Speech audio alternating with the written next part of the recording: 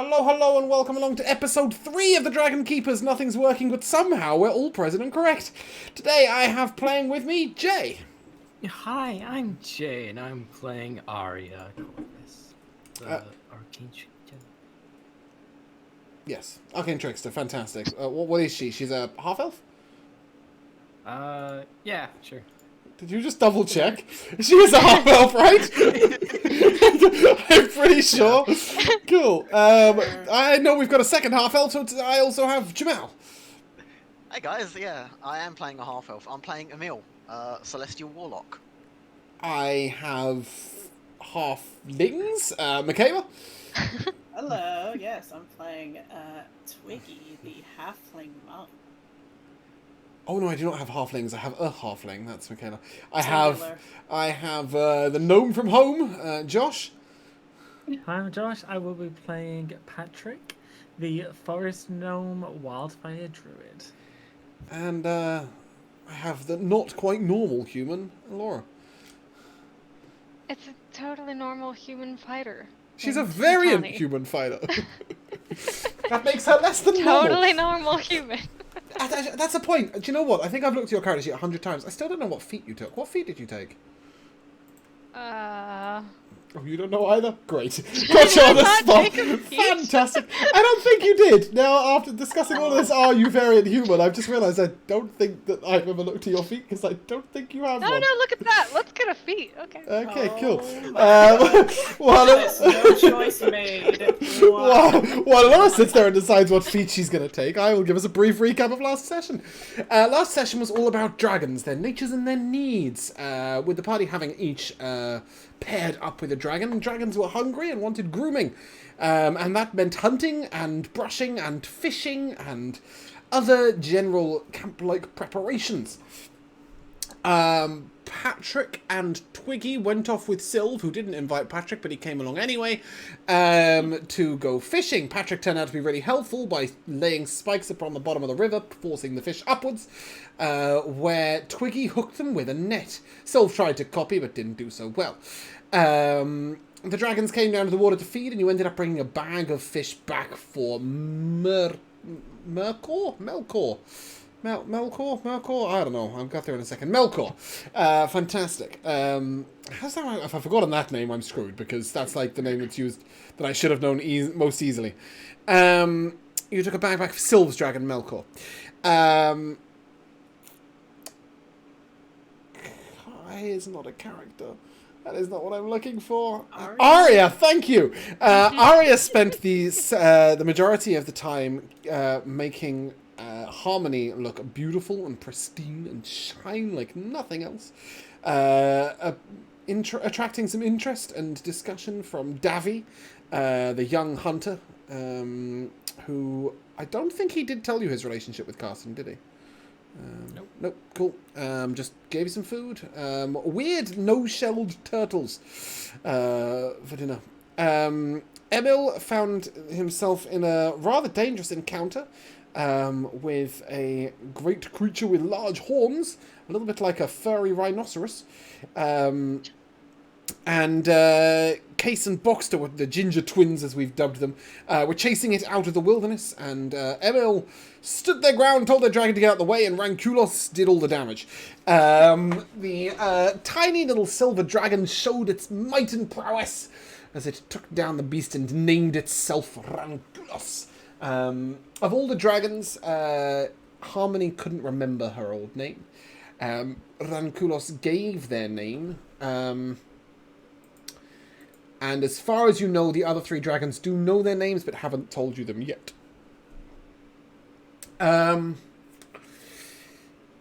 Nope, still can't do it. Names are the worst thing for me right now. Many names are missing. Natani went off hunting with Tamara into the forest. Tamara showed herself to be a very capable hunter, and yet she fell out of a tree and landed on a creature that seemed quite tough and quite difficult to kill. But Natani used her sword and her echo to combine to take the creature down, bringing a large amount of meat back for the Natali's dragon dubbed Lucio, and Tamara's dragon currently dubbed Skymore. At the end of last session, you were broken up into groups. Although the primary concern would be boating along the river, when in camp, you would be separated.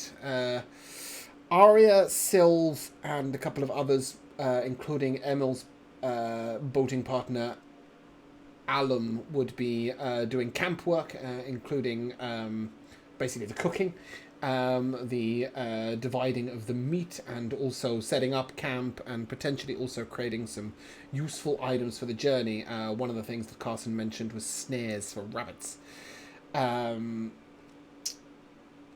Tani would be Team Hunter, along with Tamara and Greft. I think somebody else... Emil? Emil, you're hunting as well? Yes, Emil will be Team Hunter as well, because Rangulos told you you'd be hunting. Oh, yeah. Yeah, even though the dragon's not meant to be getting involved. And Patrick and Twiggy and Tats and someone else will be fishing. I think it was just us three. It might have been. It might have been. That would explain why I can't remember who the other person was.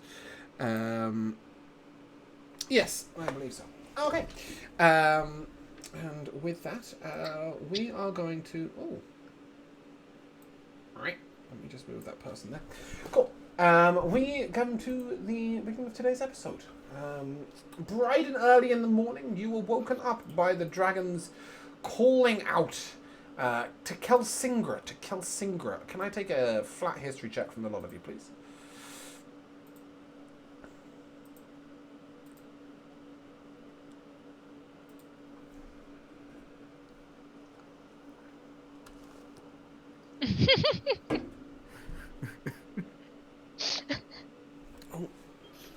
Checks out. Yeah, that makes perfect sense, really. Okay. I'm just missing Patrick. I got a 12. Okay. Patrick, you've heard the name Kelsingra, but you have absolutely no idea in what it was relating to or why it happened. But your ears will perk up recognizing the name. The rest of you, you know that there was some discussion of a journey to an Elderling city, but you've never heard of Kelsingra. Emil, of course, being of the fancier cast by a little bit. Matani should also have heard, but I don't know, she was busy doing something else at the time. Will have found out the aim of the journey, that what the dragons have said is that one of the older cities of Kelsingra, an Elderling city like Frengong, which is beneath Treehawk, where you guys all grew up, or almost all grew up, I should say. There is another Elderling city far to the north that they remember. They have been telling the Rain Wilders about all the various riches of Kelsingra, and that's why the Rain Wilders were sort of willing to take the risk, but then they also don't want to risk themselves, so they've sent you guys to see if you can break ground to Kelsingra. Kelsingra is the dragon's final destination, and when they start this sort of Kelsingra trumpeting, those of you who have the names of your dragons, so specifically Jay and Jamal, can I have... You do not know your dragon's real name, I don't think. You never said real name. Well, yeah, you all have a name for your dragon, but those of you who have progressed to the point of knowing their real name, can I have an insight check, please?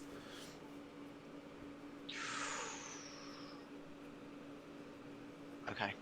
Cool. Yeah. Harmony doesn't seem to be joining in with this Kelsingra trumpeting, probably due to the lack of memories of a place called Kelsingra.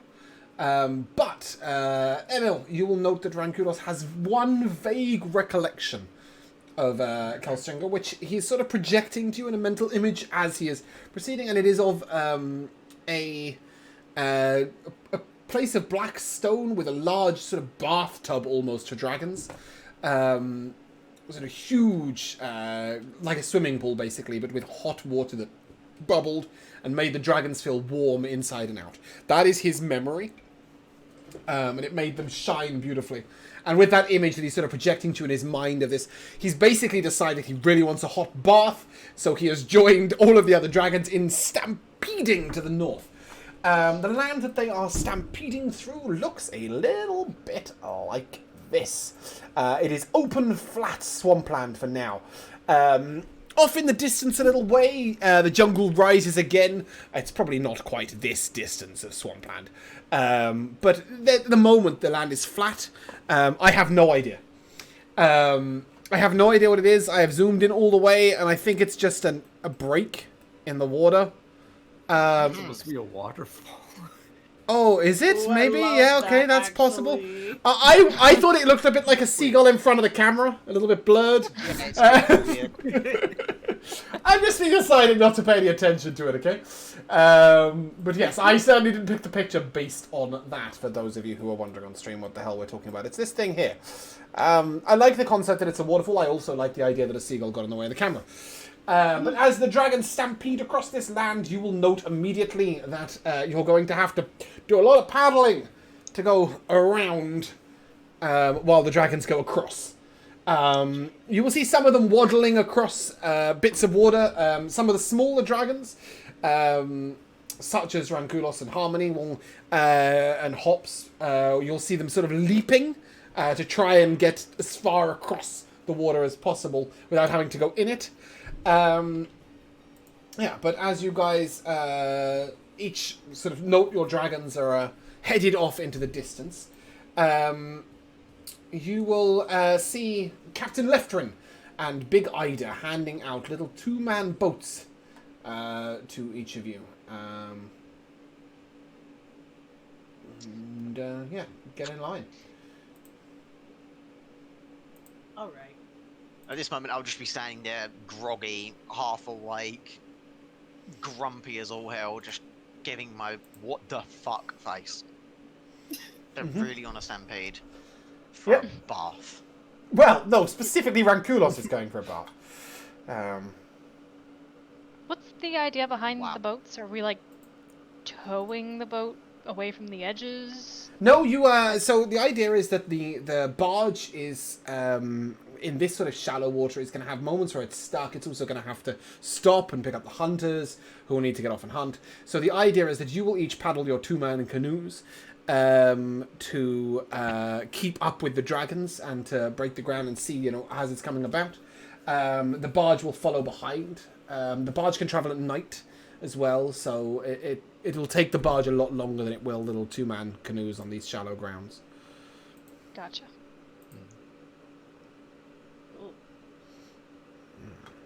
At this point, I'd like you all to open your dragon tokens, please. And tell me who's got the really low swimming speed. Somebody has a really low swimming speed, but I can't remember who. I think it's 10 foot. Mine has 20. Oh! Mine is 30. Yep, 30 standard. Hops. I have 20. Rankulos. Trying to find it. It's in your extras on your character. Yep. It's Rankulos. It's Rankulos, has 10 foot. Yep. Love this. Yeah. So everybody else stampeded across the water. You will note that Rankulos has reached the river and is looking in both directions, wondering where to go that isn't the water. And as such, Rankulos is going to attempt to start to walk along the beach all the way around. It's probably not going to be possible, but at this point, Rankulos has no interest in getting wet whatsoever. And is just Just get him in stood the there. boat with me. No, it's a canoe for two people. A two-man canoe. You can't put a 6-foot dragon in it.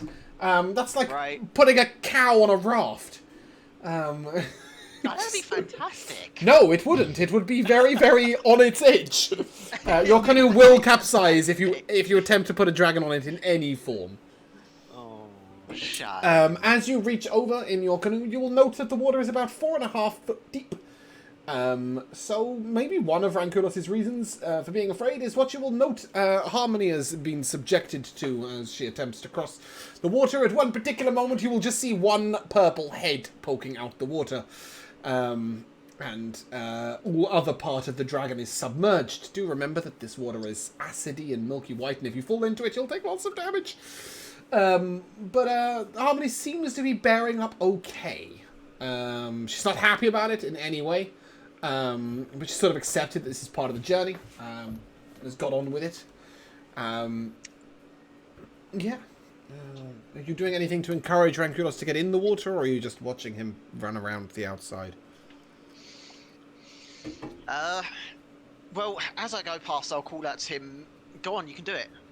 I believe in you. You've got this. And if I can get And he will call back and, I am doing it! And keep running around the outside. You can swim across, you've got this, you're fine, Nope. I'll help you. No water. Come on, Rankulos. No you can water. Manage. Are you scared? Are you scared of it? Not going in the water. Are you afraid? Rankulos is afraid of nothing! Not going in the water. Don't like it. So you're not afraid, you just don't like it. Yeah. Well, if you'd rather walk the long way, Hunting! go right. And with that, Rankulos will begin to sort of charge around in the grass, scaring out all manner of little tiny creatures that he will fail to catch. Yeah. I can't convince him to get into the water and just do it the easy way. I can't get close enough to him either. No, you definitely can't get close enough. For what reason? I just have to watch and be amused. Yeah, for the most part, you know, there's basically all the dragons crossed over this little bit here. And some of the dragons that have crossed over a little bit of a deeper bit. This is where Amethyst's head just popped up. Sorry, Harmony's head. I don't know who the hell Amethyst is. The Amethyst Dragon, Harmony. Oh, that's not the first time I've said that today either, is it? It might be, I don't know. Yeah, we'll progress across. And as you will get in the queue to get a little two-man boat and push out, you will notice that Greft has taken a canoe all to himself. It is up the front. Oh, says Red also has 10-foot swimming speed. Yes. Aww. Okay. He's too big. He just can't move quick He's enough. slow, too or he's got fast short paced. little legs. He has got very short little legs and Yeah. is quite large. Yes, this is different. Oh, wait, is it? Let me just have a little look.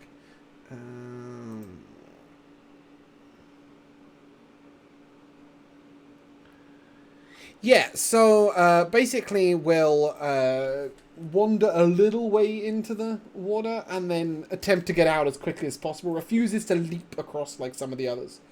Instead, sort of almost part pride, part refuses to be embarrassed or humiliated. So he's trying his best to look almost regal as he prances through the water at 0 miles an hour and looks nothing short of ridiculous. Sort of waddling across. Greft actually has to go round Red, as Red is taking longer than anyone else to get through. And when he gets out, he gets this sort of huge shake to try and get all the water off him. Which will splatter a couple of people with this acidic water. It's quite nasty, and Greft lets out a fairly annoyed, low yelp. Natani, you will see Tamara coming towards you with a boat. And she sort of holds it up. These boats are very light. She can carry it herself with one arm. And she sort of calls over and, do you want to try and get us oars? If you can row, that is. Or even if you can't, should we pair up? Yeah, sure.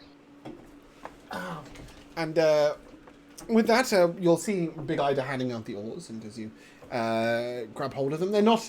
The whole thing is a bit like sort of those really light plastic kayaks that you do on those adventure weekends when you're a kid. It's like that, but they're made of wood. They are treated. I will... Who grew up in the Rain Wilds close to the water? Who grew up on a low level? Probably... definitely Twiggy. You can give me a nature check. Anyone else on the low levels? Patrick, yeah, you can give me a nature check. I would have yeah, probably spent a lot of time on the lower levels. Sure, but No. yeah, you probably didn't grow up with the street kids, so I to got speak. an 11. Okay. 15. 15, yeah, Twiggy. You will know that one of the most common ways to make sure your boat doesn't disintegrate on the river is to pee on it. And Alright. and then to well, you don't need to do it now because it's just been Oh, treated. Twiggy was But typically, squad. typically at night, if you need a wee, you will go and do so on the bottoms of the boats, and it can prevent some of the acid from breaking through. An odd street kid thing to know, but it's worth knowing. And yeah, you will see Natani as you join tomorrow on the edge of the shore, that she sort of placed the boat on the shore and is sat in it and is now putting her arms out and trying to shovel the boat along and getting absolutely nowhere. Hold these. I will hand her the oars, and then I will do a push off and jump maneuver. Ooh, give me an athletics check. I love that. I'm good at that. Ooh, 21. Nice, yeah. Everybody else has taken a different technique, which is to put the boat on the water and then sort of just step into it and try and hold it in place and stuff. You guys are Tamara's sailing in and you sort of shove it off and then leap over her into the boat. It looks really cool, although it does the boat rocks quite scarily for a moment. And ooh, give me a deck save. 16. 16, yeah. Tamara immediately drops one of the oars in panic as the boat begins to move, but you reach out and grab it and pull it back in, and she sort of looks a bit sheepishly up at you and... sorry, that was... She sort of looks over the edge, and you will note that she appears a bit scared. I didn't think it would be so close. Sorry, that was probably a little exuberant on my part. No, I just mean we're so close to the water. She sort of makes herself smaller to try and be further away from the edge of the boat. Which doesn't really make any sense, but she tries it. Just make sure you keep the large end of the paddle down, otherwise I think we'll be dripping acid water onto our laps, and I'd rather not do that. Got it. Large end of the paddle down. And as she sort of skews it, she will just... Your boat will sort of twist on the spot as she's hit the bottom of the water. And then she sort of sheepishly picks it up a little bit. And instead of, tilting it less, she just holds it higher up. So there's now, a little bit of oar in the water. And she sort of looks at you and she gestures over to Case and Boxster, who are coming past with the Ginger Twins, really smoothly. Case is rowing, and Boxster is leaning over the edge of the water and sort of almost peering into the water. And do you want to take it in turns, or one or each? She sort of is holding her oar up like this and looking a bit confused. How about you just do a little bit of alternation, and I'll just do the steering. Alternation. She rows once forwards, and then once backwards, and then once forwards, and then once backwards. Oh no. Always forward. You know what? You just go forward. I'll alternate the steering. It's fine. Just Forward. And she just begins to sort of like this. Yeah? Is that the plan? Yep. That's the plan movement. Great, yeah. She's sculling, and then after a while she begins to realise that at the moment she can touch the bottom, and is sort of almost pushing off the bottom occasionally, and then alternatively steering. At this point, Tats will come over to Patrick and Twiggy, and sort of gesture to the boat, and I got the largest one. I thought for the Whoa, all three of us. good thinking. Can you row? Can we row? No. Cool. I can row. I can teach you. Although you might need to take one or each. They're quite big. If I put the boat in the water, do you want to jump in? In the Yes. water? The boat. Oh, I see. Maybe Twiggy, you first. And with that, he sort of puts one foot on the edge of the boat, holding it quite close to the shore, and then one hand like on the edge, and then so it's a little tiny jump for you. Oh, I do an elaborate flip for no reason. Great, give me an acrobatics check. Somersaults upon somersault. It's a full gymnastics routine. Ooh, 22. Hey. She nailed that landing. I'm glad we're using high yeah. rolls for this. And you sort of twist yourself over with sort of semi-cartwheel in the air almost. Land down right at the front. And then he sort of tentatively passes you the oars and tells you to hold on really tightly. And then gestures to Patrick to... you can just step in if you want. I will attempt to copy move for move Yes. what Twiggy Love it. just did. Give me an acrobatics check with disadvantage, because I don't think you have any idea how to do that. No, I don't. Here we go. Okay, that's a 21. That's cool. Wow. And that's not. That's a 60. Okay, yeah. So you don't do anything like what Twiggy just did. But what you do is leap up into the air and then sort of spin horizontally with a barrel roll, and then land like laying on your back on the bottom of the boat. Wow. And it looks quite cool, but it doesn't look anything like you meant it, like Twiggy did. And as you sort of land, Tats just sort of looks back at like the other people collecting the boats. Just thinking, maybe I made a really, really bad mistake here. But then, It's wasting. and then he goes, "Here goes nothing," and he is going to leap up and then sort of try and spin in the air and sit down. Oh, and no. as he steps, he does have a +5, so it's a 7, which So is he's not in the water. no. But as he steps on the edge of the boat, it sort of rocks upwards and downwards. I need a dex save from Twiggy. Oh, just holding on to the Oh edge. boy. All right.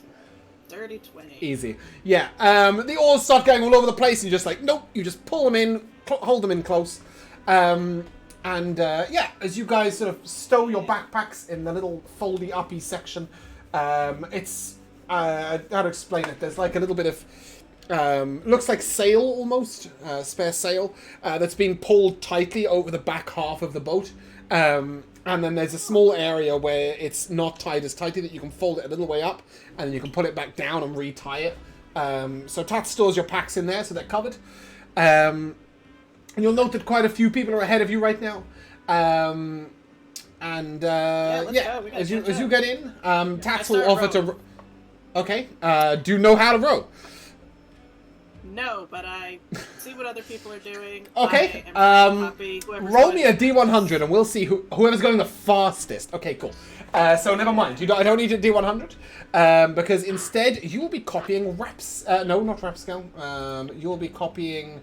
Who is it? She doesn't know how to do it, but she has a can-do attitude. You'll be copying Boxster. So Boxster's got a really neat rowing action. He's going backwards. Okay. So like. He's facing away the opposite way that he wants to go, Case is looking over the edge, directing him as he's doing like a proper Oxford rowing. You're never going to get that reference, but whatever. He's doing a great boat rowing thing. Rowing. Yeah, but Oxford and Goodness. Cambridge are the two universities in England who have Oh yeah. a boat race I'm sure every they year. have a very perfect. They have a boat form. race every year with like rowers and everything. What did you get Have for a big your? rivalry. Yeah, very true. Sorry, you don't know what you're rolling yet. I did an athletics check. Oh gosh. All right, I'll try. I don't This is think you have as anything I'm that says you looking. can use athletics, acrobatics, or athletics, or vice versa, do you? I got a 15. Cool. Yeah. Yeah. So you're going a little close to the shore, and then a little close to the other shore when you try and overcorrect. Then a little close to the shore again, then a little close to the other shore, and then you'll notice that part of the problem is that the boat weight seems a little unevenly distributed. Could potentially be something to do with Patrick. I don't know. What are you doing, Patrick? So, Twiggy's on one side, right? And then Tats is sat next to her. No. So they'll be sat lengthways in the boat. So each one of you will be on a separate bench across the boat. You could potentially fit on the same bench as Twiggy, but Tats will be on a different bench, like closer to the back of the boat. But aren't they both? No, Twiggy's rowing. I'm rowing. But Tats isn't. No, Twiggy has both oars and is doing like a proper rowing action. Oh, I see. So I'm really gonna do each. That's fine. I think. Tell me which way to go. I'm scared. I think Patrick is looking in the direction that we're going, and with his wooden hammer, he's just. I thought something was throwing you off. Oh, Yeah. wow. So I as like you're trying to go in a straight line, Patrick is making sure you don't. We're turning right. With a mallet. Yeah. Pretty much. After a while, Tat sort of calls over and sort of. We need to take a left, Patrick. Put it on the other side. Okay, then yeah. I just periodically switch when we get too far leaning. Yeah, love that. You guys are going quite quickly, but not in any direction you want to. So you're just snaking around the river, which is a nightmare for the team who are trying to follow you. As Sylv and Arya have managed to get their boat together. And this is quite a graceful operation as you both sort of put the boat just on the edge of the water and then sort of stepped in. Who would be rowing? And do you have any idea how to row a boat? Not Jay. Does Arya have any idea how to row a boat? Well, it's like not first-hand experience, but seen it. Okay. Sylv has also seen it and thinks she has an idea, and she sort of looks at you and so, are we going to take one or each, or do you want to take it in turns? Everybody seems to be taking it in turns. Maybe that way we both get a break sometimes. Yeah, we can take it in turns. That sounds right. I'll go first. Okay. Yeah, and then with that, she sort of tries to step past you to get towards the front of the boat, and sort of stumbles over, falling towards the front of the boat, and she sort of swings her pack all the way across her head as she tries to make sure she doesn't put it in the water. Go ahead and give me a dex save, Arya. Okay.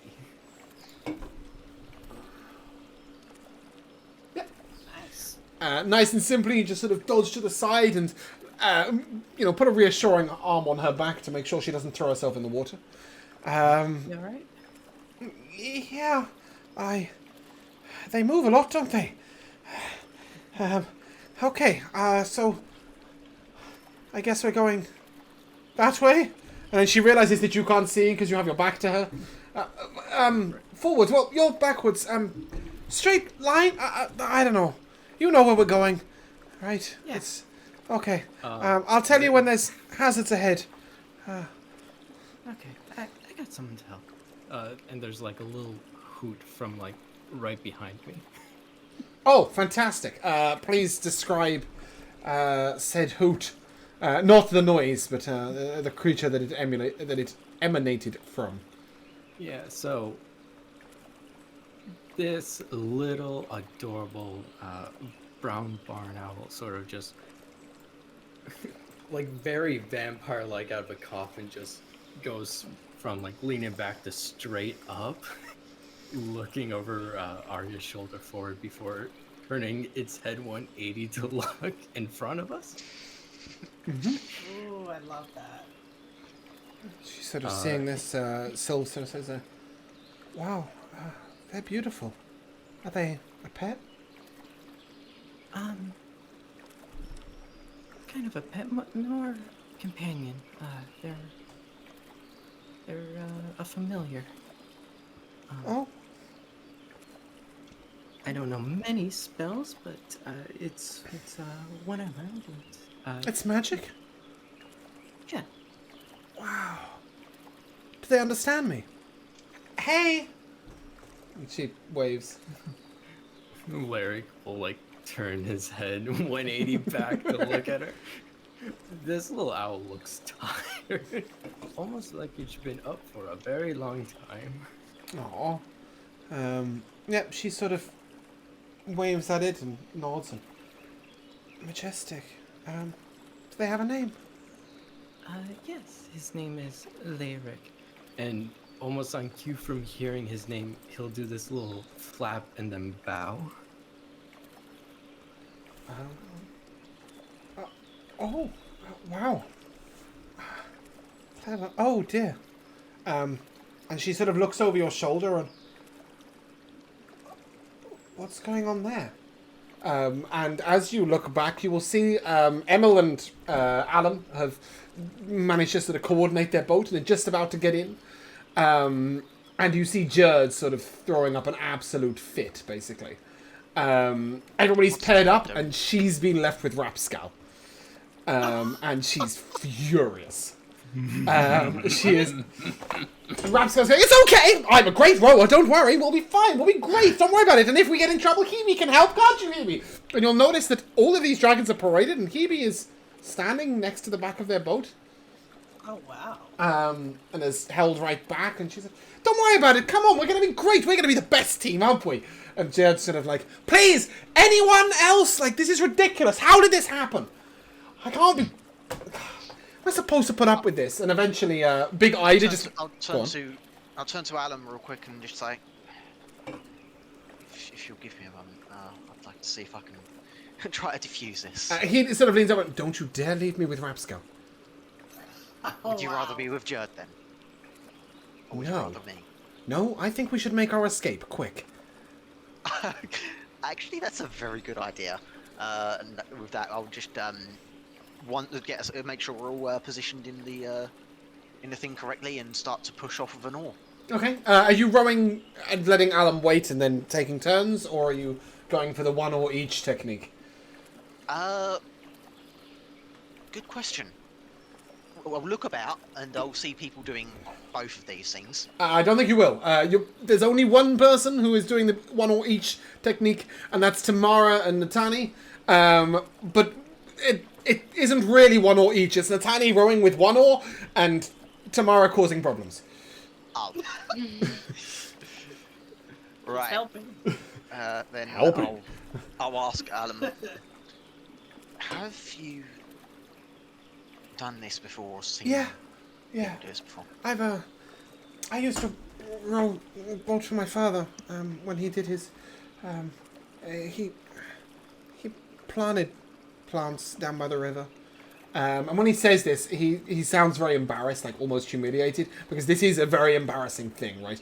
Anybody who's trying to grow stuff, growers are seen as like, they're trying to escape City Judy, they're weird, it never works, they're total optimists and dreamers.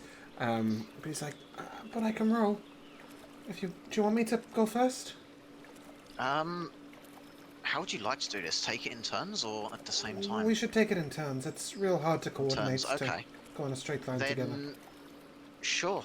You go first. Okay. I'll Just learn shout out as if I there's can from you. shout out if there's any hazards though, yeah? I'll keep watch. I'll navigate for you. Okay. It's okay. And with that, he gives like a nice, strong, even pull, and the boat begins to, move off quite quickly. I'll carefully study what he's doing, so I'm able to pick up as much as I can when it comes time for me. Great. And just as you do so, you will hear a shriek from behind you. As you turn around, Big Ida has picked up Jerd and put her in Rapscal's boat. And Rapscal has pushed off. Very quickly, Arya, you will be overtaken by both Alum and by Rapscal. Rapscal looks like the elite rower of the century. He's just sort of pulling like super fast. Jerd is sort of looking around, terrified. She doesn't know what to do. She's giving him no direction. And then you will see that just behind the boat, with a shoulder on the boat, a dragon is walking along, sort of lumbering across. Hebe has decided to go in the water the whole way, it seems. Wow. We're not sure what's going on there. And then Alum as well sort of swiftly comes past you, at which point they've got to navigate past the sneaking Patrick and Twiggy. What I will do, I'll look over to Rapscal. He's looking particularly experienced with this and proficient. No, he doesn't really seem to be doing a huge amount of rowing. The dragon is pushing the boat. Oh, I see. That's He's the key bit, right? Yes. Although he does seem to have the same technique going as Alum, but the dragon is moving even faster. If anything, Hebe looks more at comfort in the water than she did when she was on land. Yep.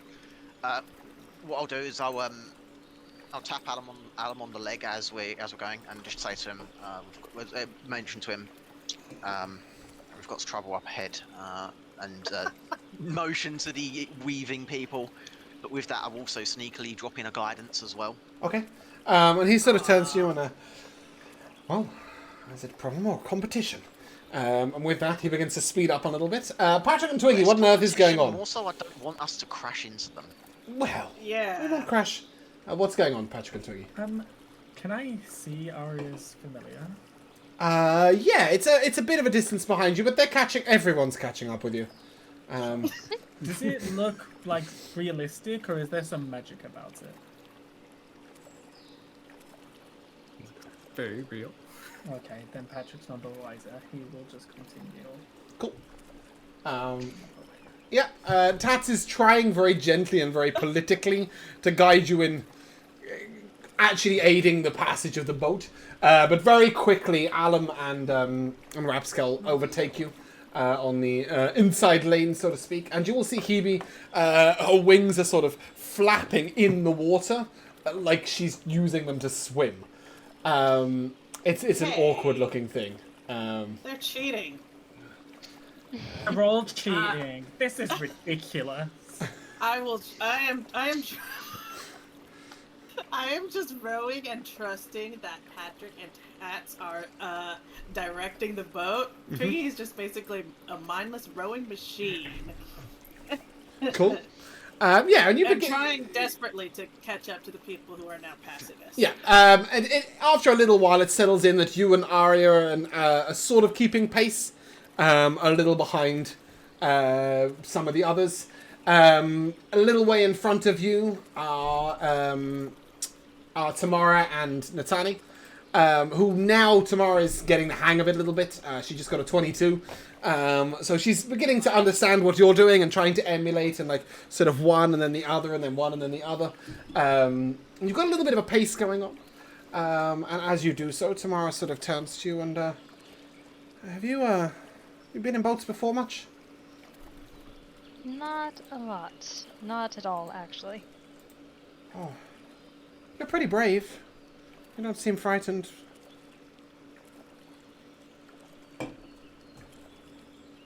I guess I'm not.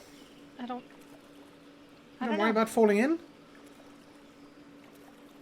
I mean, I don't intend to jump, and if I do everything right, then there'd be no reason to be in. Oh, that's good. I just, I don't want to swim. I think that's probably a good idea. I can't not to swim. At all. Not even a bit. Well, if we're not going to fall in, then, that's good, right? That's good.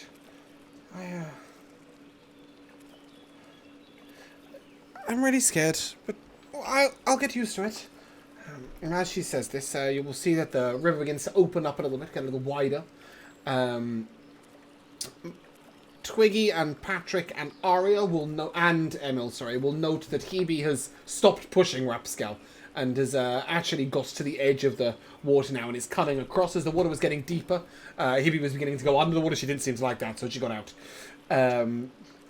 The water is a lot deeper here, sort of 15 foot of depth. Here is not something you guys can see right now, is it?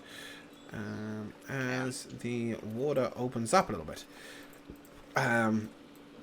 How's Rapskull doing now with his dragon assistance? Brilliantly.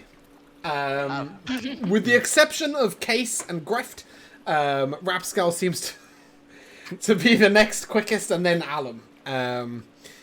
That's more like it. Is what was it? Jerd? Is that her name? Mm-hmm. Is she happy that they're keeping good pace? Or is she still complaining? Rapskull is talking non-stop. He's talking about how like he's rowed before. He rowed really far down south once. He wanted to see a boat in Bingtown. For the rest of you, that's about 150 miles. And he tried to take a single boat down there, and he had to be rescued. And he'll tell you all about like how he fell in once, but it's okay. Because his scales protected him, and like he's going on and on. Jerd is sitting at the back of the boat. She's looking determinedly out the side of the boat. She has not said a word at any point. And at one point, she starts to start chewing on the edge of her nails, seem to be filing them down. Oh, wow. She's, zero attention to him, but he seems over the moon. He's happy as anything. Every time he gets anywhere near you, he sort of waves and, hey guys! And then to anybody and everybody. Isn't this wonderful? This is cool. Don't you think? Like, we're bringing our own boats. Like, this is fantastic. How do you think we're going to have time to hunt? We're going to be real tired with all this rowing, aren't we?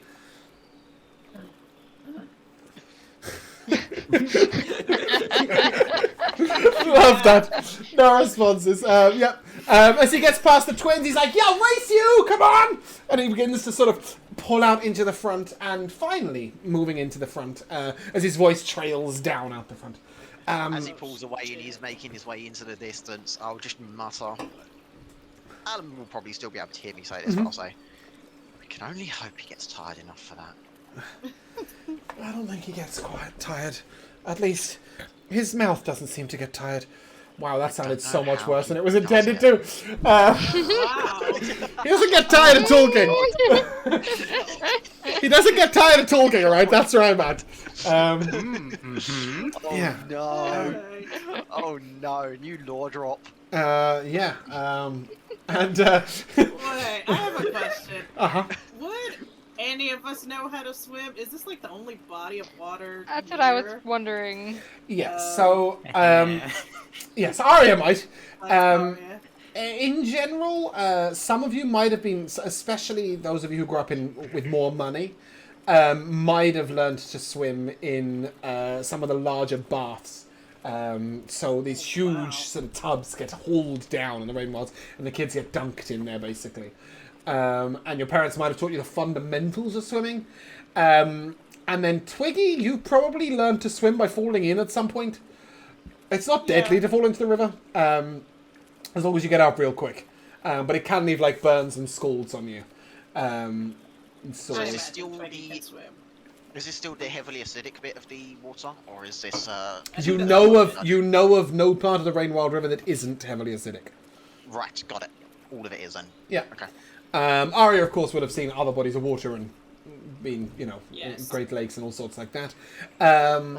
You will note that a couple of the boatsmen will know how to swim, but it looks like no one else has any confidence in being able to swim at all, with the exception of Rapscal, who seems to be completely confident he can do anything. We'll find out whether he can when he gets there. But yeah. While we're sailing along, I would like to at least just see if something works, just for the sake of curiosity, to see how this behaves. Yeah. I'd like to just start trying to shape water to create like little fountain swirling effects popping out of the water. I want to see if it sort of behaves like, regular old water. Yeah, it is water. Its acid content is high, but it will take on all the aspects of shape water. The one thing you can't do is separate the water from the acid, or indeed from the milky silt that's in it as well. But yeah, Expectable. it seems like when you freeze it, it's a little bit less freezes than would normally in water. Perhaps because of its acid content, it's harder to freeze. But other than that, it's pretty standard. Interesting. And as you all begin to make your way along, the group falls into a sort of natural order of things, so to speak. As you continue onwards, it'll be time for the swap after about 2 hours. Alan sort of looks over to you, ML, and do you think you might take a turn for a little bit? Sure. I may need Thanks. you to guide me on what I'm doing and make sure I'm doing okay with this. But when you're ready, I Yeah, can no swap problem. places with you, and we can. If you want to come over here first, and then I'll get up and swap afterwards. Keep the boat nice and steady at the centre. It's important to Sure. crouch a little bit. You have to... Something about weight. I don't know. My dad used to explain it, but I didn't really get it. Okay, I think I understand though. Mhm. I'll lower myself down to a bit of a stoop and a bit of a crouch, and I'll scurry my way up to the front of the boat. Yep. Sit myself Give me down a alongside. straight dexterity check. Straight dex check. Okay. Mhm. That's an 11. Yeah, that's absolutely fine. You manage to get to where he is without rocking the boat. Adam gets up and gets to the front, and as you take the oars, Pop myself a quick guidance to start getting my rhythm, and then yeah, go ahead and give me your athletics check. See if you can emulate the motions. Twiggy, Tats will sort of come over and try and take the plus the guidance. That'll be absolutely fine, Emil. You do a great job.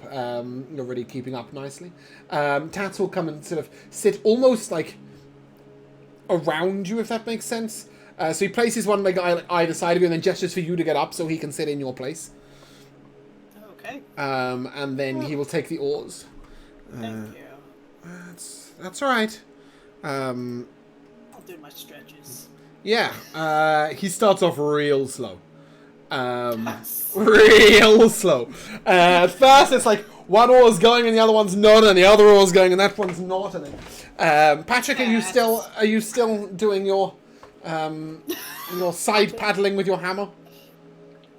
I absolutely am. Great. Tad sort of looks up at you and then looks back down, and then he sort of, wow, Twiggy, you're really good at this. I thought you knew what you were doing. So did I. And then he sort of hesitates for a moment. He's like, no, I've done this before. My mum was a 3-ships girl. Wow. Focuses for a moment, and What is that? so the 3-ships girl. Give me a history check. Oh, all right. That's 12. Yeah, you've heard of them. They're from down near Bingtown. Then they're quite common folk. They're fisher folk. But they were allowed to live in Bingtown with the rich noble dudes as long as they kept themselves, basically. But most importantly, they're fisher folk. So they might have been on the sea, and it might have been sailing boats, and he was probably about 4 years old. But he feels like he should know what he's able to do. And after a while, he begins to get the hang of it a little bit. Start pulling in. There you go. Yeah, Arya. Are you handing off to Sylv? Yeah, I think it's a good time to switch. Okay. I'm not going to be anywhere near as good as you, but Yeah, I'm not that good. you're doing really well. Are we gonna? And she sort of begins to quite unsteadily step, sort of very close. In the end, she just gives up and she gets on her hands and knees and sort of crawls over to the seat, and then shuffles her butt on. Yeah, it's best to get one person in the middle of the boat before. If you both move to the front of the boat, you're going to end up. Or do you have other ways of helping? Yeah, I was gonna get a mage hand to like hold her hand to help guide her over. Oh, cool. Yeah, as she's sort of crawling on her hands and knees, the sort of mage hand comes down and she sort of takes in. She pulls a little hard and it drops, and then she sort of like balances out. Wait, can you make it visible? You can, right? Yeah. Yeah, Yeah, cool. it's a choice. It's a choice. Fantastic. So yeah, she sort of. That's amazing. You've got so many cool tricks. But I'm not. And at this point, she sort of spreads her hands and legs like on the bottom of the boat, and she'll very slowly try and clamber in place. Oh, sick. Yeah, and she gets a 17 on her athletics check. Yeah, it's not good. And she slowly gets herself in place, and she takes one oar from you, and then reaches around and takes the other, and then you'll be able to guide her as she sits in place. And oh, they're heavier than they look. Yeah, Okay. just a bit. Are you set? And 1, 2, 3. 1, 2. And she tries to emulate what you were doing, and she's going to go for a performance check. Because, While she's doing that, Lyric will flutter off onto her shoulder and start to hoot along in cadence. Aww. that's it. Yeah. She sort of looks up and hoot 2, 3, hoot 2, 3, and she begins to say instead of 1, 2, 3, and she slowly begins to get the hang of it. That is a 15 on her performance check, and we come to the interesting escapades of Tamara and Natani. You're sort of floated in the middle of the flotilla based on purely your strength, and Tamara's determination not to drag you down. But at this point, you guys have been working harder than anyone else. Can I take a con save from you, Natani? Oh, Because Tamara's shattered. I got a 19. That's good. You see, like, she's like, how much further are we gonna go? This is really hard. How about you give me yours and I'll go on for a little bit more. How are you still going? Man. And she just sort of, and her face just goes flat on the bottom of the boat. And she's like, I'll be right in a minute. Promise. And she reaches into her pack and she pulls out like a really like chewy bit of smoked meat, and you see like her face come off the bottom. I thought we were gonna get to know each other on this boat. One more word and I'm gonna die. She sort of hands you the oar, and then everything starts going more smoothly, and you realize that all she's been doing is causing you problems. At no point has she really contributed anything useful. Yeah. And after about 10-15 minutes of you rowing, she sort of sits up and... What? Is it easier?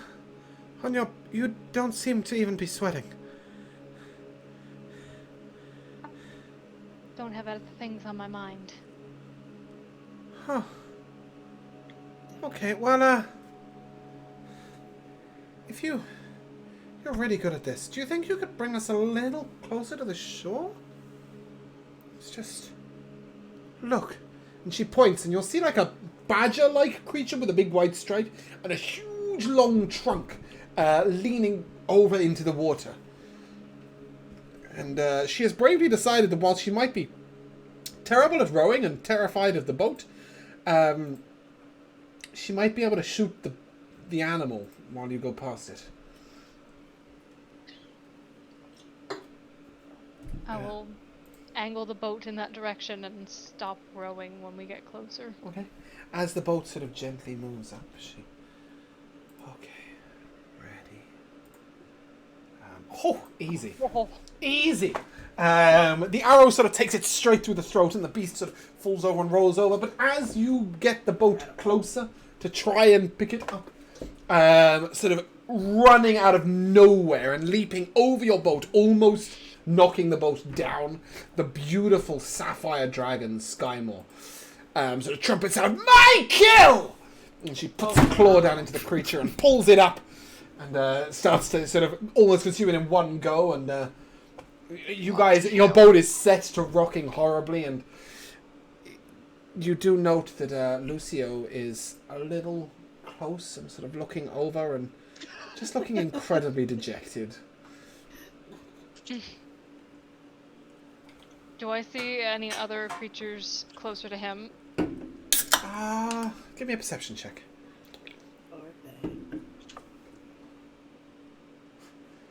The +0, that's a 17. Nice. That's the first time I've ever seen you roll a perception check without like a plus something stupid. I know. I was like, oh, this is going to be terrible. And then I was like, oh, it's actually not. Yeah, so you spy out what looks to be a little bit like a raccoon, but with a very, very long tail, jumping between the lower branches. It seems quite nimble, quite agile, but looks like a decent snack for a dragon of Lucio's size.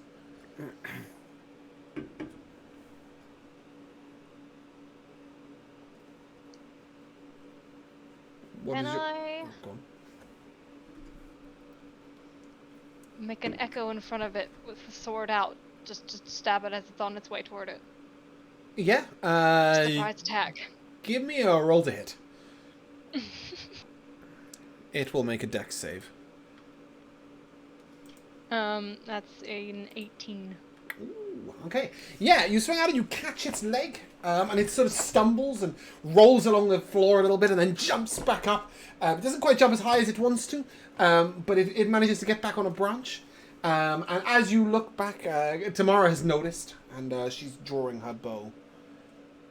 And sort of looks a little close, and then...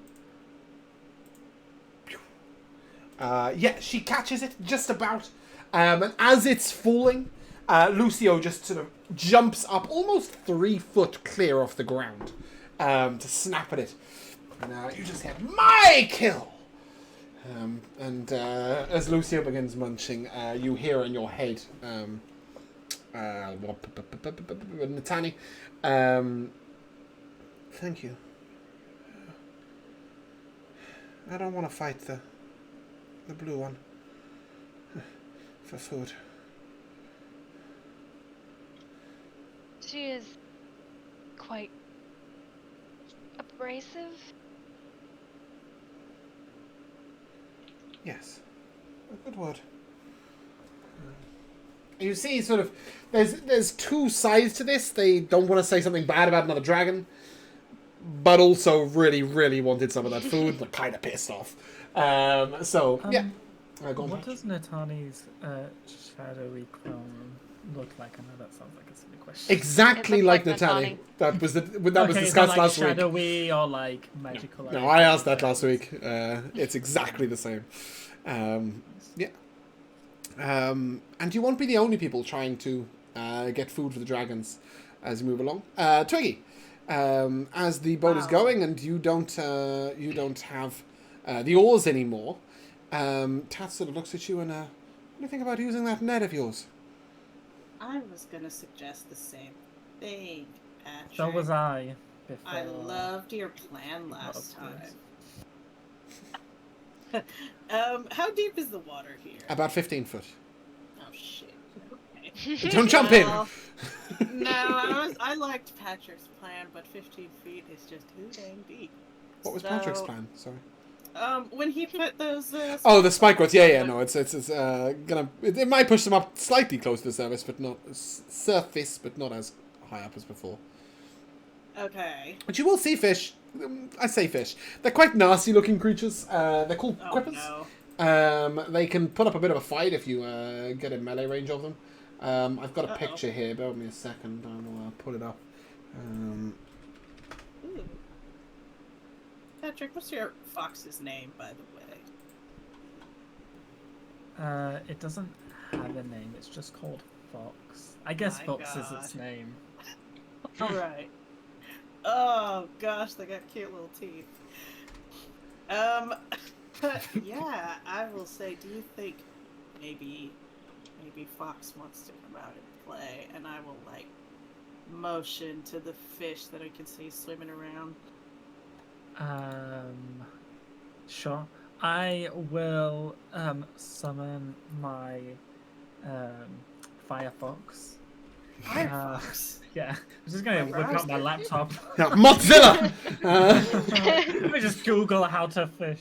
Yeah, I'm gonna summon my wildfire spirit, and it's just gonna kind of like prance along top of the water on the surface. Perfect.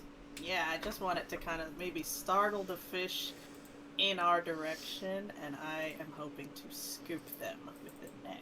Cool. Who's in it?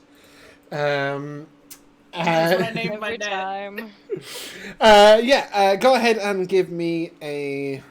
Just give me an unarmed strike. I think it's you're striking with the net, but you know it's sort of the same thing, really. Whilst this is happening, I'm also gonna take out my dagger, and I'm just gonna be stabbing at the water.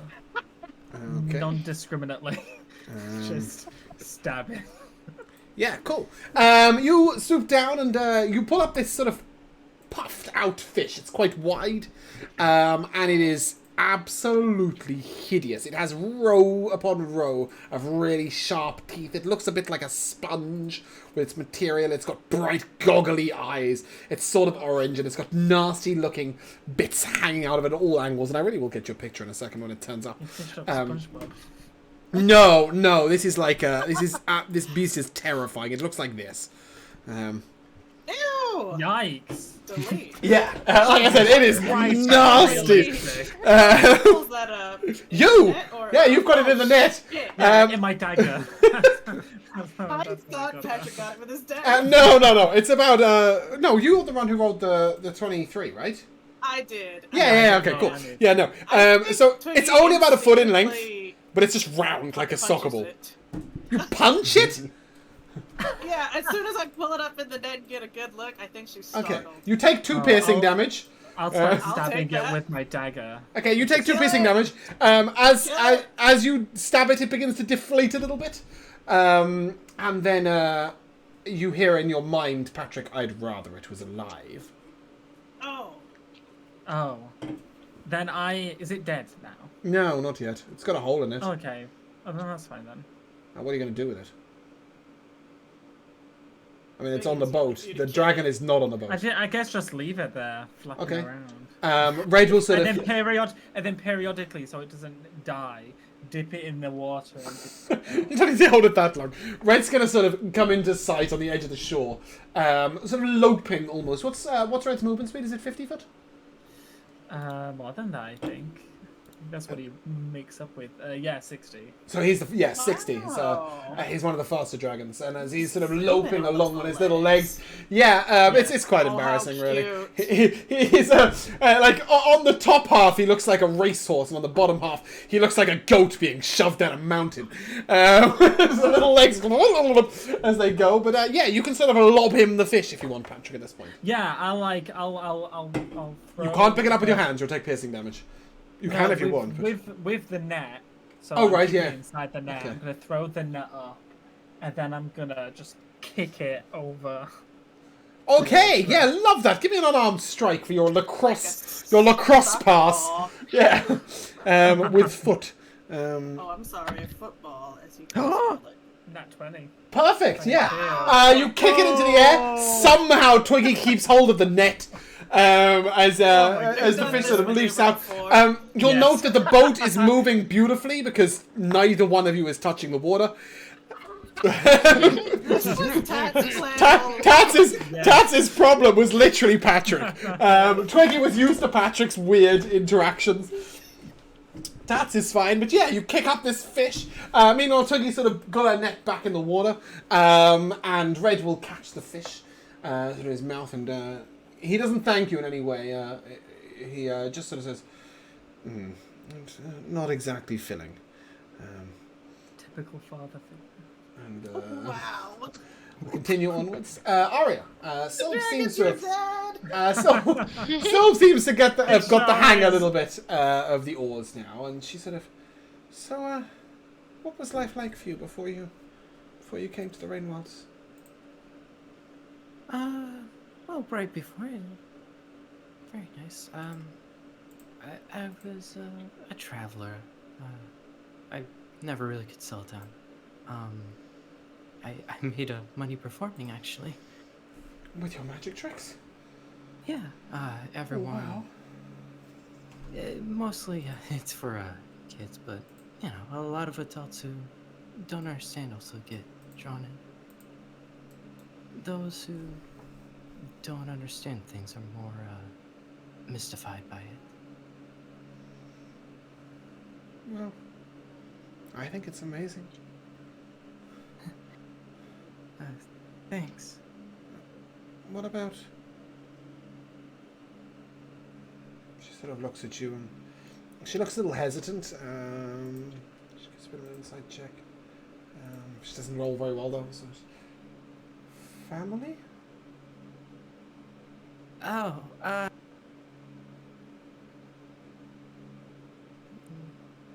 they've never really been in the picture.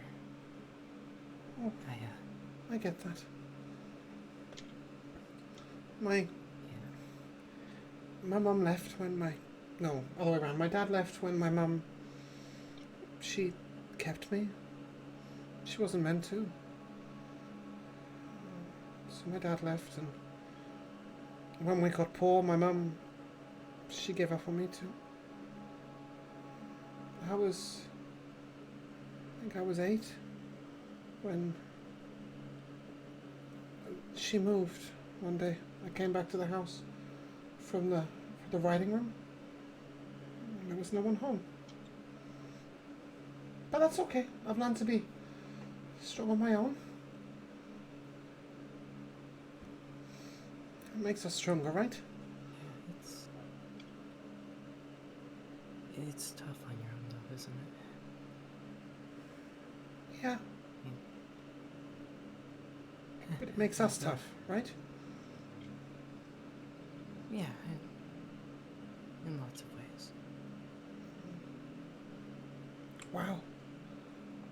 jungle. And as she points towards it, you will all be seeing the same thing. The trees are coming real close again, hanging over the water. Thick jungle is either side of you. You will notice, just like back at Treehawk, the water doesn't really ever let go of the land. Different bits of the ground look cracked or unstable soil or boggy soil. The trees that are hanging over the edge, some of them seem withered or dead, and some others seem vastly overgrown. You'll see exotic-looking birds far up in the top of the peaks, but very few animals down at lower level. And as your boats begin to navigate these sort of tighter corners, you'll all slow down a little bit. And you'll hear a shout from quite far behind as a single canoe is making its way very quickly towards the back, towards you guys. And you will note that it is Carson and Davy. And they're really cheating because they've got a set of oars each. Wow. And they've got a much longer boat. However, the reason for it will be quite apparent when you see they've got a fairly large creature dead on the floor of the boat. They seem to have caught it and they're bringing it up for lunch. And you will note that the barge behind is beginning to catch up as well. So just a reminder, Carson and Davy are two of the hunters. They seem to have a familial relationship. Carson is definitely the elder, and he seems in charge, but you're not sure exactly what their relationship is. They're not father and son, you know that. And yeah, as they begin to sort of pull past all of you, they get to the front where Greft is, and they call a halt. And as you guys all pull into the campfire, to the campsite, you will note that Jess, the other hunter, has made their way ahead of you. He went out first during the night, and there's quite a large bonfire built up, around which 4 or 5 different animals are held smoking. They're quite small, but they've all been skinned, and they look like food for the keepers. And a huge barrel of meat is waiting by the campsite. And as each of you pull in and arrive, you'll be encouraged to hand the food over to the dragons from the... where did it go? Oh. Okay, well, never mind. As you see, like, the dragons, some of them are already there and half asleep. Some of them are just moving in now. And a couple of them, specifically Ranculos, Harmony, Hebe, and Hops.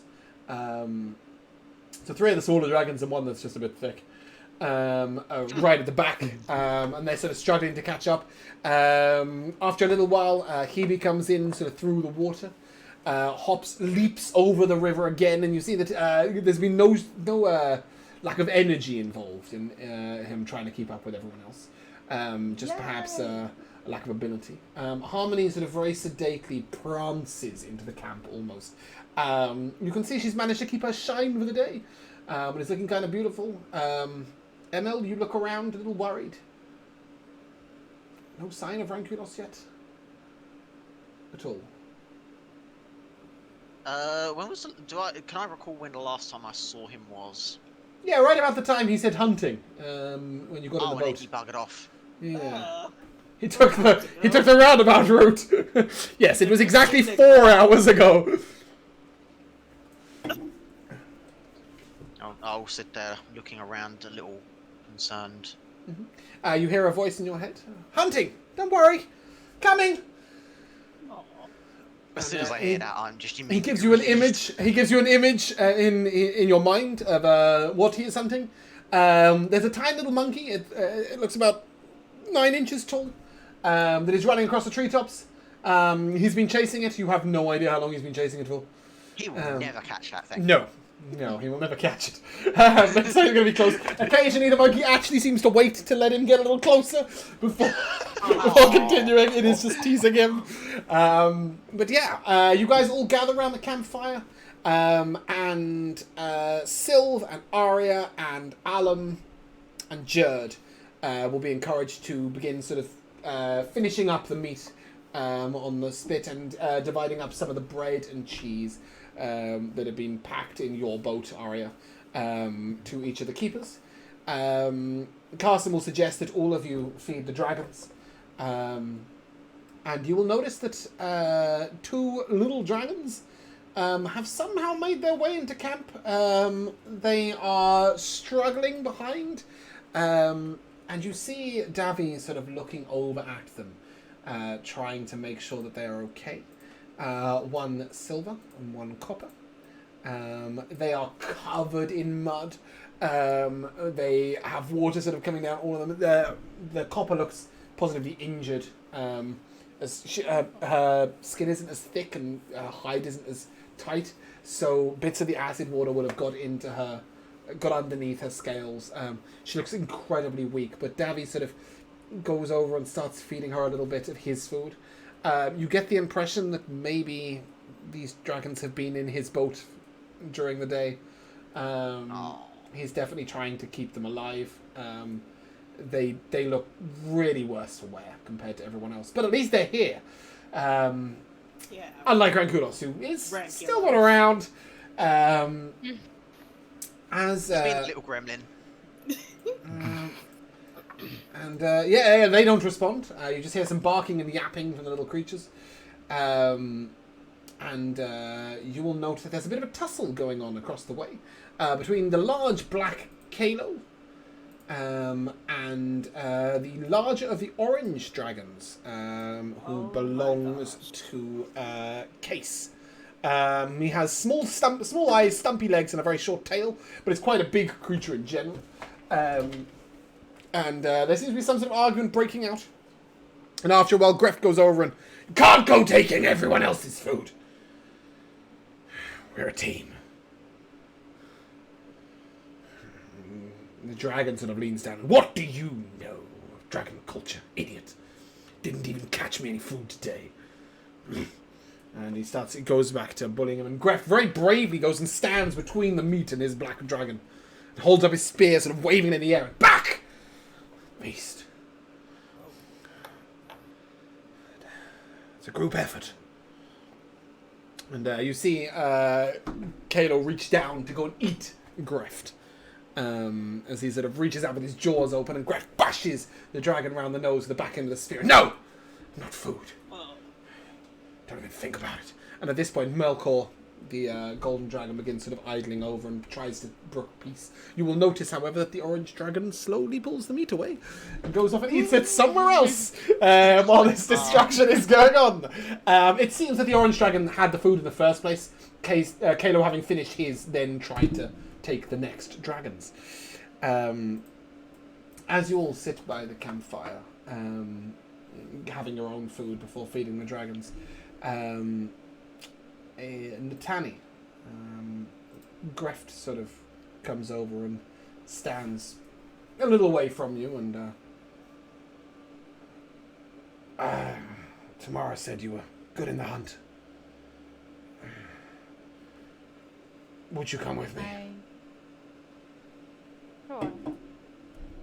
Thanks. He sort of looks at Tamara and, "You can come too, I guess." Emil, Yes? you were also meant to be in the hunting team. Will you follow this group, or will you wait for Rankulos?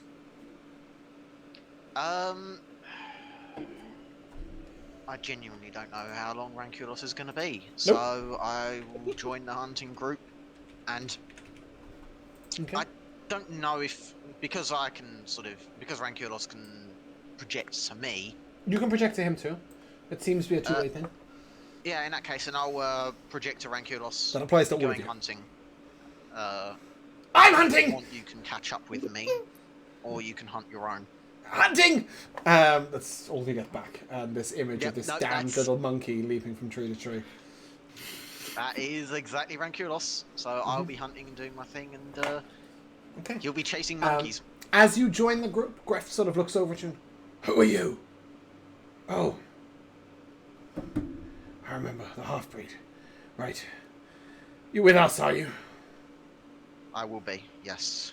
All right. Did that seem like dismissive or just a label that he has? So, if you remember in the first one, he sort of said, "You're part of the team. You're all part of us." Like, there's no derogatory labels here. It seems like almost an affectionate name he's given him. Okay. He definitely didn't mean it meanly. In fact, he's almost sort of in that typical sort of butch kind of manner, sort of almost, grabbing Emil around the shoulder and sort of bringing him in. Not something that I'm particularly familiar with. You can tell by the way you described it, you homo. Thanks. But yeah, in that sort of, there's that sort of rough camaraderie that he offers you, and Tamara will very quietly. And Emil's absolutely okay with that. So. Gref sort of, as he's doing this, sort of says, "Are you going to find a way of being useful?" Me finding a way of being useful? I'm sure Yeah. I can manage. All right. And Natani sort of, Tamara will very quietly say to you, "Not that we're going to catch anything while making all this noise." And I'm the sure four we of can you will manage. begin to I'm head sure we can do towards something. we'll head towards the trees. Gref leading the way, but as soon as he gets into the trees, suddenly he's deadly quiet. He begins sulking from one leg to the other very quietly. Emil and Natani, I need a stealth check, please. Probably a good thing I don't have armor. Probably. 15, nice. And Emil? Yeah, sure. I can give you a stealth check. 1 second. That is what I asked. Can I guidance myself before that, or am I? Or is it too extended You for that? can, but you'd have to continuously guidance yourself across the entire forest, which could be quite tiring. So I'd say just That would give be me a a bit give me a much. standard one. Straight one then. Yeah. Yeah. Okay. If you suck, you can guidance yourself later. Yeah, I suck. Go ahead and add that guidance. As you but as you're sort of making a little bit of noise, Tamara sort of looks at you and begins to demonstrate how to walk quietly, how to pace yourself, what not to step on in the forest, or in the jungle, I should say, really. How I'll to be a pay bit more very close attention sure-footed. to her and try to learn as best as I can. Natani, you can give me an insight check. That's a natural one. Okay. You have no idea what she's doing. But Greft will turn to you, Natani, and you move well. Tamara seems to have managed to distract our loud friend and keep him at the back. Prey should be just around here. And you'll note that he keeps stopping and looking at tracks in the ground. At one point he sniffs them a bit like a... he looks a bit like a lizard when he does it. And as you look at Greft, you will note a few things. First of all, the scaling around his mouth makes it very hard for him to open it more than like a bit of a grimace. It's keeping his mouth very tight. When he does open his mouth, his tongue is very thin and narrow, and has a slight, almost fork to it. His nose is sort of pulled down into almost like a slit nose, like a lizard, by the scaling. His eyes are slightly narrowed, and you'll note that he almost never blinks. And as he begins sort of snuffing at the trail and stuff, he almost seems like a creature instead of a humanoid. But sure enough, he leads you around the corner and he holds you still, just up there. And you will see a fairly majestic-looking creature up the hill. At first sight, it looks a bit like an elk, as it has huge antlers. But when it turns back to you, you will see its face is almost dog-like, canine.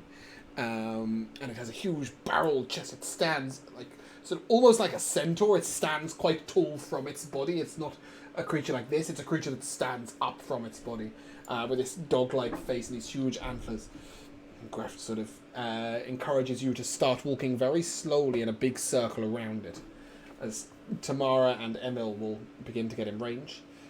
You will see Tamara has her bow drawn, and Greft sort of raises his hand and gives a signal, sort of a 5, 4, 3, 2, 1 count. Emil, do you have anything that doesn't require you yelling out magical words to do damage? Eldritch Blast does have a vocal component, yeah. so at the minute I don't, but Okay. what I will do is I will prepare to fire off a blast. Mm-hmm. So you're just going to blast after the initial noise has been Yes. made. Yep, that's what I figured. Natania, are you going to try and get closer, or are you going to wait till the spear and the bow take it and then attempt to close in for the kill afterwards? I will use the sling from a distance Oh, for the nice. first top. Are you proficient in said sling? You must be, I suppose. You're a fighter. Go ahead and give me a Yep. roll to hit. It is dex, so it's not as good. Still an 18 to hit. Okay. Yeah. So as his hand sort of gets to 0, the arrow sort of whistles out and takes the creature just sort of in the skull. It does hit the creature, but it doesn't seem to do a huge amount. But as the creature starts and moves to the left and reaches its head up, you will see the spear, Greft's spear, take it in the neck. And as the bullet from your sling reaches, the creature sort of starts and begins to run. Emil, roll me to chance. Yeah, give me a roll to hit. It's a 25? And that'll do it. Yeah, so just as the creature didn't know which way to run and begins to spring off, I don't need any damage, your Eldritch Blast will take it and knock the creature down to the ground. Natani, you and Greft can close in. Greft brings a second spear and stabs it down into the creature, and you'll be able to finish it off with your sword. Greft sort of... Good. Natani and Emil, do you think you could take this back to camp? Tomorrow and I might be able to hunt another one. I'll look to Natani and... We can. And in your head, you will suddenly hear, "Found meat!" Emil. And you will see, in your mind, a creature dead on the ground. Give me a nature check. As Rankulos seems to have his snout almost buried in this meat. It is a big creature. It is only an 11. Yeah, it's a big creature, and it wasn't dead when it was definitely dead when Rankulos found it. There is no way he killed this. It is a large creature. He did it. It looks a bit like a bear, but with no fur. Odd. Yeah, it's dead on the forest floor. It seems to be missing 2 legs. And there's a bit of sort of carrion-esque maggotiness going on. But Rankulos is like deep in the meal, like loving it. He seems over the moon. Yeah. As you begin heading back to the camp with Natani, you will quickly note that Lucio is fairly close by. This meat you're carrying is big enough to feed 2 or 3 dragons, though. That was some pretty impressive magic, Emil.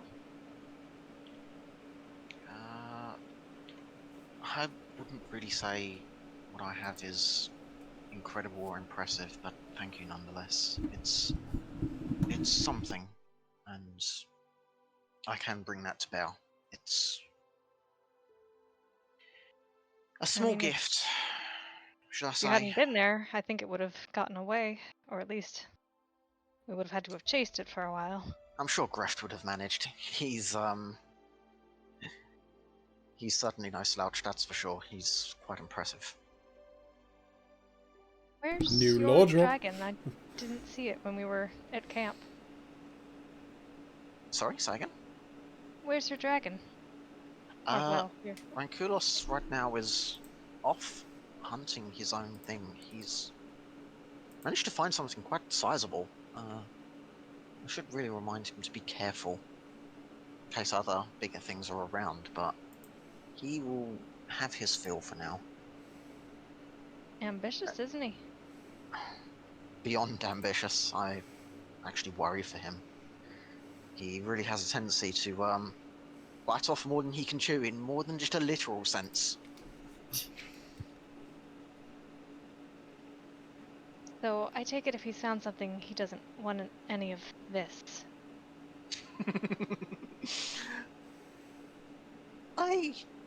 I'm not Immediately sure. a blast into your mind. Still hungry! Miraculous. He has never not been hungry, to your knowledge. Yep. But this is enough meat to feed sort of 2 to 3 large dragons. No, Rankulos has an appetite as comparable as his ambition, that's for sure. And maybe the promise of this will get him to come back to camp. That's a good idea. And I'll relay to Rankulos in my mind, we've got food. Eating! Be there soon! Okay, I'm more than certain he'll be on his way in his time. Hopefully Lucia there'll be begins some sort of left. approaching and getting closer and closer. He begins to sort of almost give you the eyes, Tani. As if to say, like, am I getting my bit now? Or am I going to have to follow you all the way to camp? Or You could take a bite, but I think it's worth sharing. I'm sure we can let him have his fill. He sort of comes over and quite viciously, like, jumps and two claws down on the creature and then, like, tears off a haunch. Nice. You can take the rest Nice. for now. Are you sure? For now. Your limbs are better at carrying it.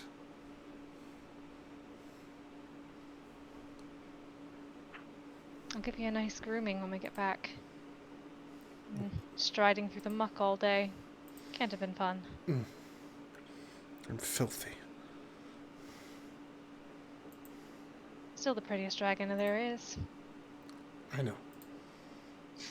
And with that, he sort of raises his head a little bit and sort of waves the meat around in between its jaws, and looks quite pleased.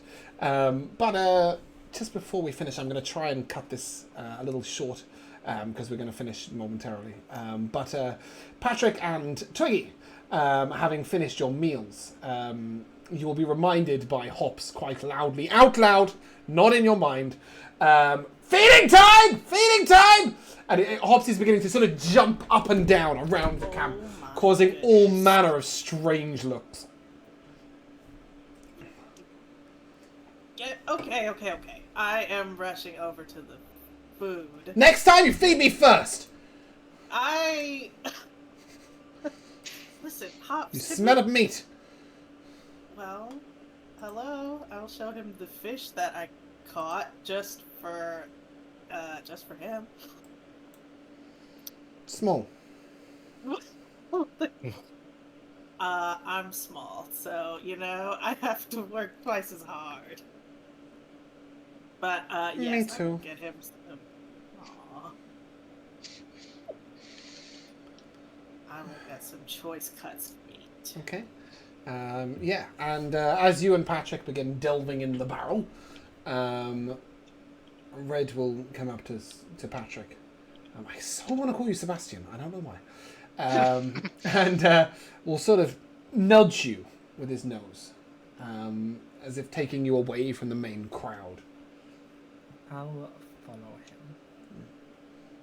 I'll have my one hand. I mean, he's probably huge compared to me. Yeah. I'm so small. He's So sort of I'll 11 foot from I know bottom what to. I'll do. I'll stand on his foot and hold on, hug his leg, and I'll just with him as he walks.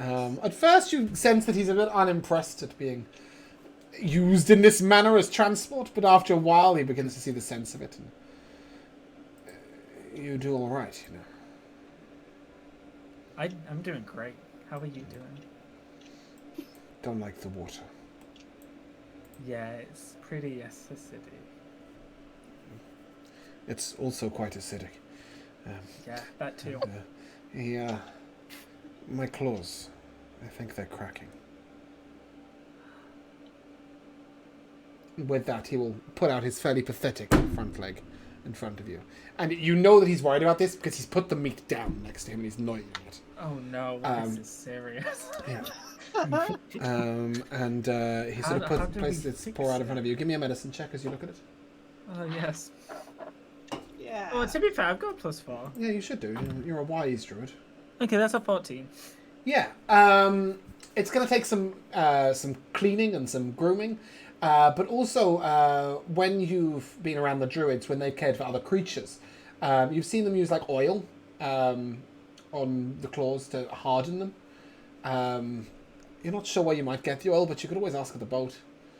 Someone might have oil for that sort of thing. Sure. I think for now, whilst he eats, I'll clean it up, and I will. I'll use binding vines to wrap around the claw, and then I'll cut the vines off at the root and then tie them up to keep the cracks closed. Okay. Yeah, so when I say the claws are cracking, it's just they're softening up and they've got little... So do you know when your nail has a little split in it? It's like that. No, so An like immaculate nail. yeah, like little tiny beginnings of the nail beginning to pull apart, basically. As you bind it up, he sort of looks. Thank you. Meat is good. Can I have a bite?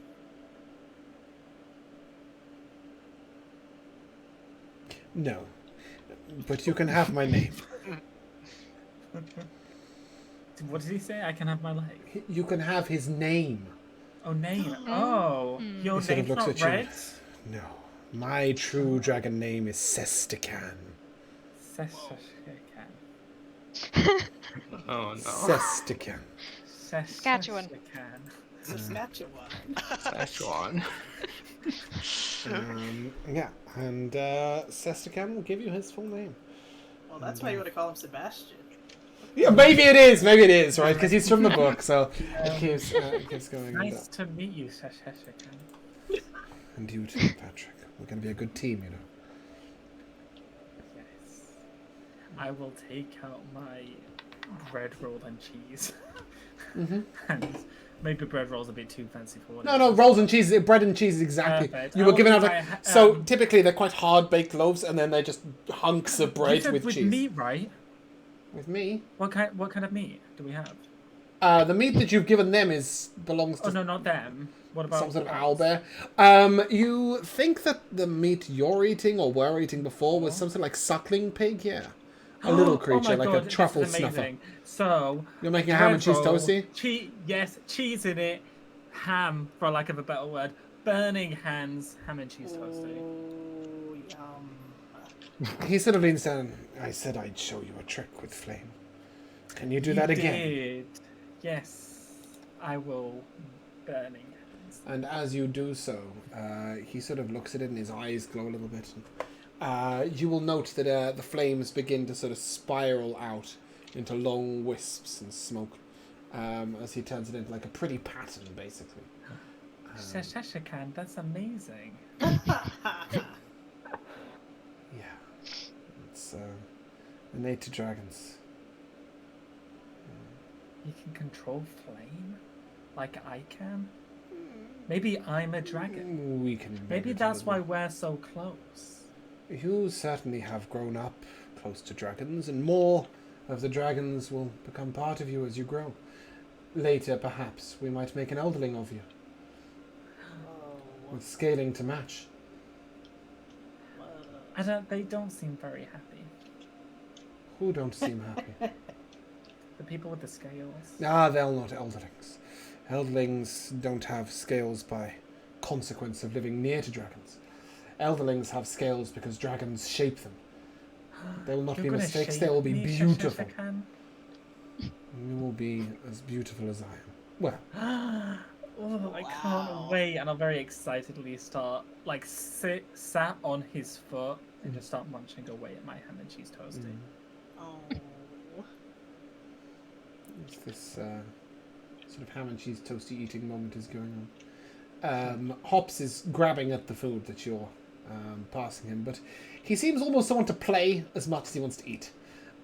He's like tossing the food up in the air and then Let's go. grabbing it and then tossing the food up in the air and grabbing it. Yeah, I'll He's sort of- take it a few away and I'll throw him and see if he can catch him. Yeah, he begins to sort of leap about, capturing different bits of meat as you toss them up in the air.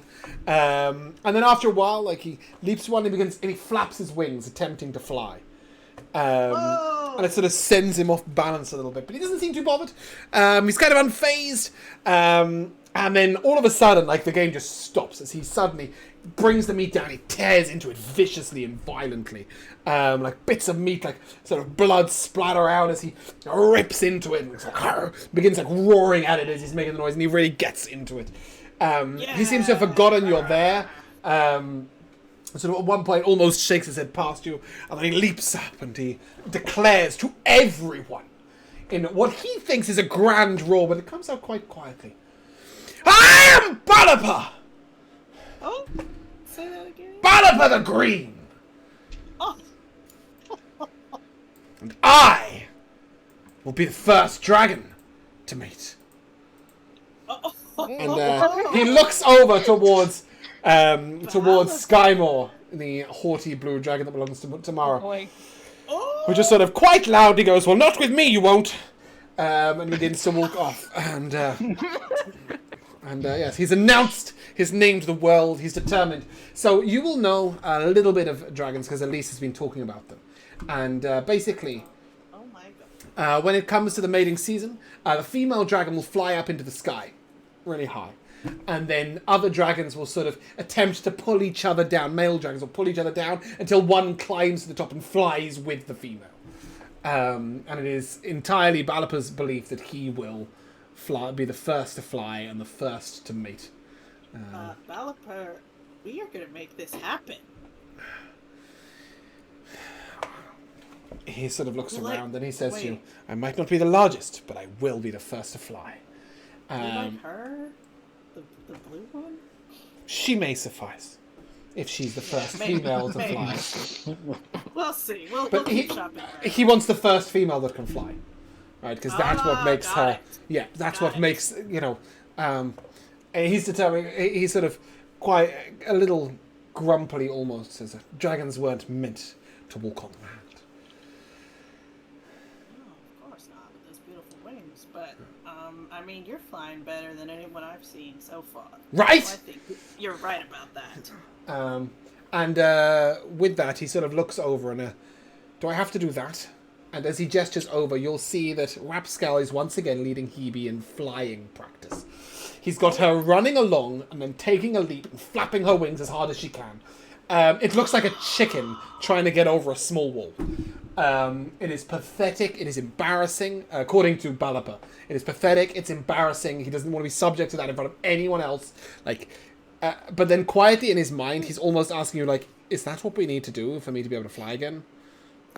He says no, but secretly she was planning to do something similar. So Yeah. she's gonna say, no, we will find a much better way to practice. Give me a your deception flying." check. Oh, It says, no. what's your plus to insight on... In fact, it was give me a bad. deception check and then Oh, give me... no. Oh, okay, we'll use my 9 then. I don't think you've got a minus to charisma on hops, have you? No. No, it's certainly not a -5 as well.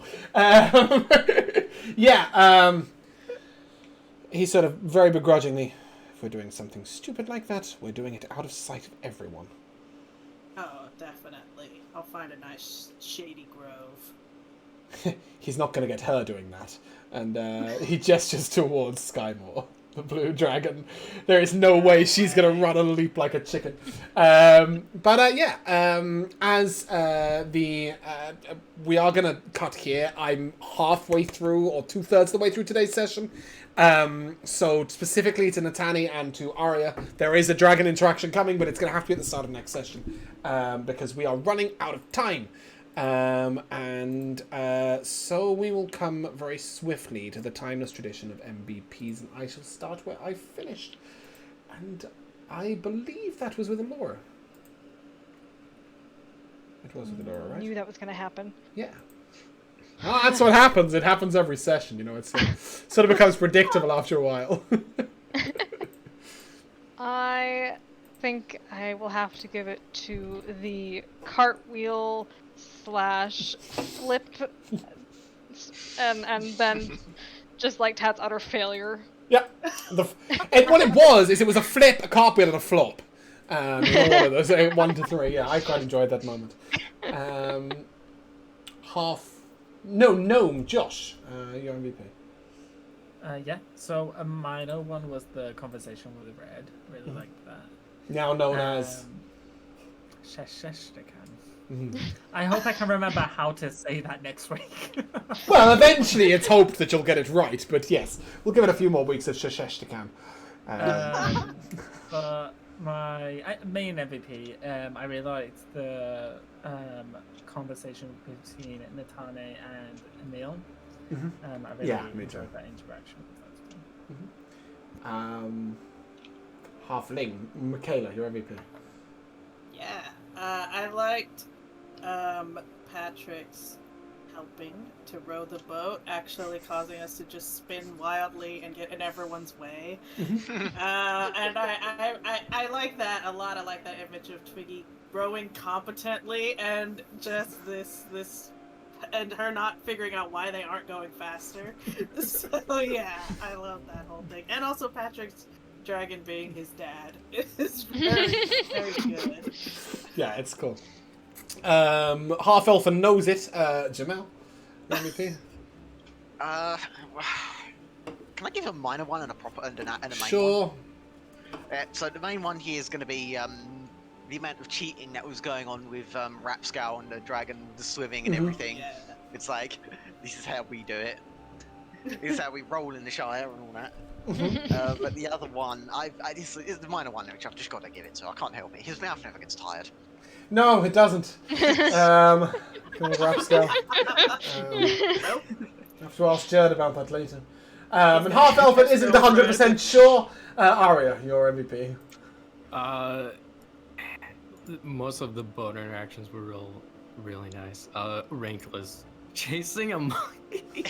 Yeah. And finding Carrion. Victory. Maybe the monkey led him there. Maybe. I also really enjoyed the conversation between Natani and Emil. It's, I think, the first non-Twiggy Patrick bit of interaction we genuinely had between two player characters. At least a lengthier one. So I really enjoyed that. I think also I just enjoyed the binding of the claws. I think it is harder sometimes to play a character that doesn't interact like we would, to then find ways of still interacting and still being useful and contributing. And I think you did very well in that situation to contribute in a Patrick way as opposed to contributing in a Josh way. So I think that was really good. I also really enjoyed the boat interactions, and I'm looking forward to seeing the friendships develop between those of you who have been paired up. So I think that's going to be really interesting to see as it grows. But yeah, that is where we're going to end. So if you guys would like to say goodbye. Bye. Goodbye. Bye. We shall see you soon.